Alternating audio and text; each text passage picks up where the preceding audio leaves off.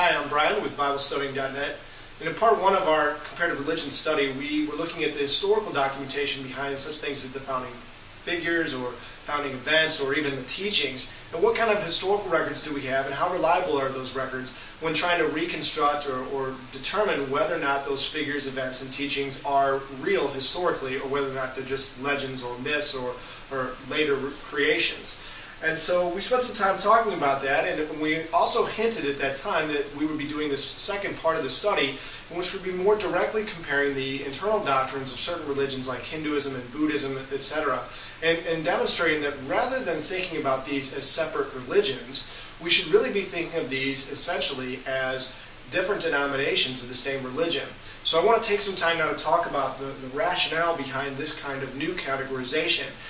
And the reason simply is, when we talk in the West about Christianity, we know that there's such a thing as the Reformation. We know that modern Christianity is divided into many different denominations, but they're still regarded as the same religion, Christianity, rather than as Lutheranism being an entirely different religion than Roman Catholicism.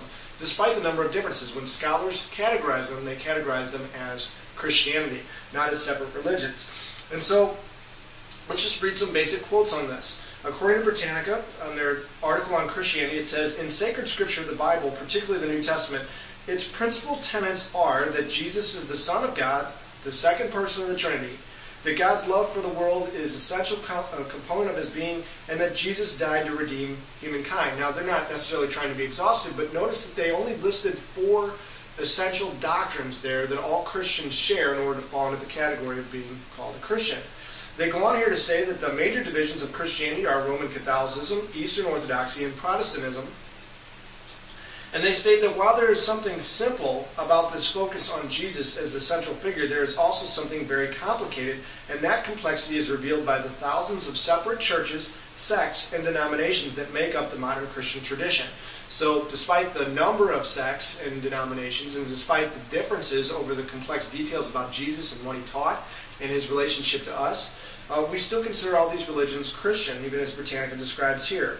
In Britannica's article on the Reformation, they state that the Reformation is a religious revolution that took place in the Western Church in the 16th century, and its greatest leaders undoubtedly were men like Martin Luther and John Calvin. And so what we're suggesting is that in the same sense that we can look at the core doctrines of Christianity and say anybody who holds to these core doctrines is a Christian, even if they disagree with each other on other aspects, we can qualify them as different denominations within Christianity on that basis, but we aren't going to call them different religions. We can do the same thing with mystical religions such as Hinduism and Buddhism and Taoism, etc. And we can categorize them according to their common agreement upon an essential group of doctrines. Essentially, what we're going to find out is that men like the Buddha and also Vardhamana are essentially like the Martin Luther and the John Calvin of Hinduism. They come in the 6th century BC, and as opposed to the 16th century here in the West, AD, but it's the same basic concept that's taking place. A revolution of existing religious ideologies. The 4 doctrines that we're going to be comparing these religions on is number 1, their mystical path to truth. Number 2, their idea of the one that is all, a sort of pantheistic or panentheistic view of the Godhead. And 3, reincarnation, the idea that essentially we go through a cycle of births and deaths and then rebirths and then new deaths. And then lastly, the idea of salvation as being escape from existence in this world, which we experience in that cycle of rebirth and death and then rebirth again. And so I want to start off here sort of by reading one quote that will kind of pull a lot of these religions together already for us along some of these doctrinal lines. In case we get to later cases where some of the articles we're looking at don't specifically mention it, this is sort of a broad statement that will pull in some specifics for us from Britannica in their article on reincarnation. They say that Plato in the 5th to 4th century BC believed in an immortal soul that participates in frequent incarnations. The major religions that hold a belief in reincarnation are Hinduism, Jainism, Buddhism, Sikhism, all of which arose in India. And so we can see that they're talking about some common aspects here, that all of those religions that we typically think of as Eastern, also includes Platonism, agree with this. So let's move on here to the first religion that we're going to categorize in this particular way, and that's going to be Hinduism.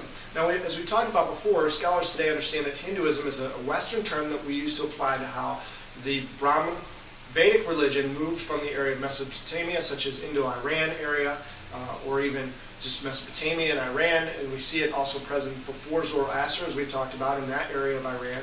Moved from there, moving eastward into India, and that Vedic Brahmin system began to combine with the local ideas and polytheistic views of the people in India.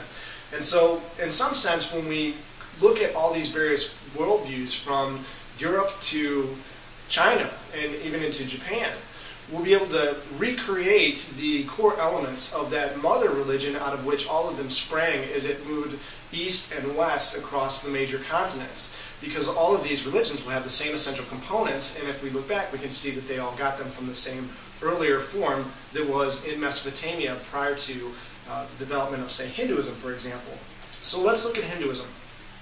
Well, what do they feel about this idea of the mystical path to truth? Now, we do need to talk just briefly about the relevance of this.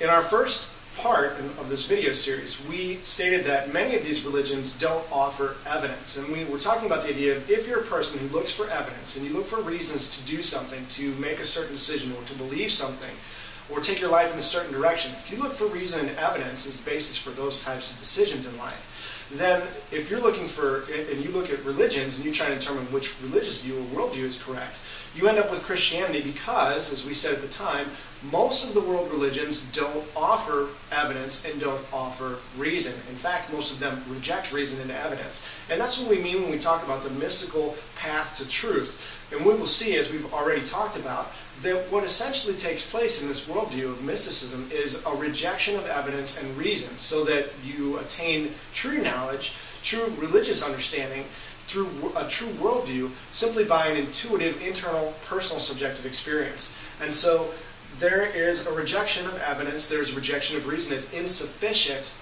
as a means to gain ultimate knowledge of God or ultimate reality. And so let's start with Hinduism on this point.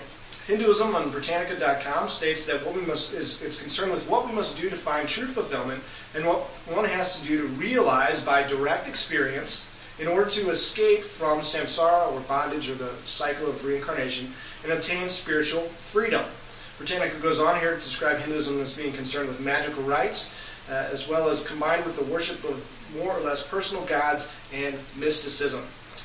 Britannica also states concerning Hinduism a little bit more specific detail, saying that the use of meditative concentration preceded by a long and systematic ethical and contemplative training such as yoga to gain supra-intellectual insight into one's identity, shared identity with Brahman. And we'll talk about Brahman here in the next section.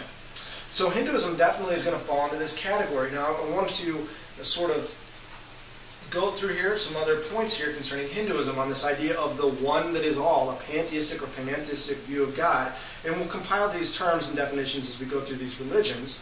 The Columbia Encyclopedia says concerning Hinduism that its scriptures describe mystical and speculative works that state the doctrine of Brahman, the absolute reality that is the self of all things and its identity with the individual soul. Similarly, Britannica states that Hindus believe in an uncreated, eternal, infinite, transcendent, and all-embracing principle comprising in itself being and non-being is the sole reality, the ultimate cause, and the foundation, source, and goal of all existence. This is language we'll see very much running throughout these religions. The ultimate reality is called Brahman, as the all Brahman causes the universe and all beings to emanate from itself, transforms itself into the universe, and assumes its appearance. Brahman is in all things and is the self of all living beings. This fundamental belief is essential religious search for ultimate reality, i.e. the one that is all, has continued in India for 30 centuries. So I want to stop there and we'll come back and we'll continue some additional points here on Hinduism and its doctrine.